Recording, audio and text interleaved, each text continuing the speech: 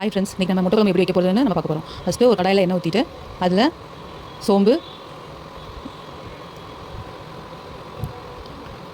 சோம்பு பொரிஞ்சதும் கொஞ்சம் கருவேப்பிலை, கொஞ்சம் பட்டை, லவங்கம் வேணால் போட்டுக்கோங்க.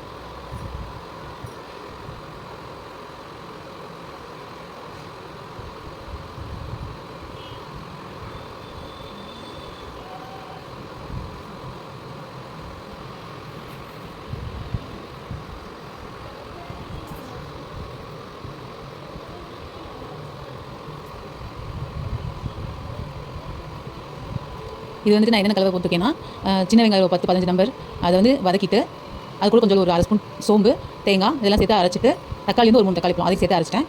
அது கூட எக் கிரேவி மசாலா வந்துட்டு ஒரு 2 டீஸ்பூன் போட்டிருக்கேன். அப்புறம் ஒரு 1/2 ஸ்பூன் வந்துட்டு கரம் மசாலா, அப்புறம் தேவையான அளவு உப்பு சேர்த்து கலந்துடணும்.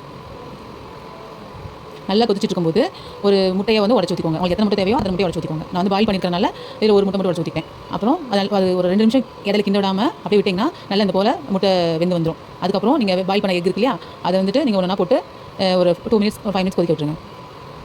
நல்லா கொதிச்சு முடிச்சதுக்கப்புறம் கொஞ்சம் கொத்தமல்லி தலையை தூவி இறக்கிட்டிங்கன்னா முட்டை குழம்பு ரெடி. சாப்பிட்டு பார்த்து எப்படி இருக்குன்னு சொல்லுங்கள். தேங்க்யூ ஃபார் வாட்சிங்.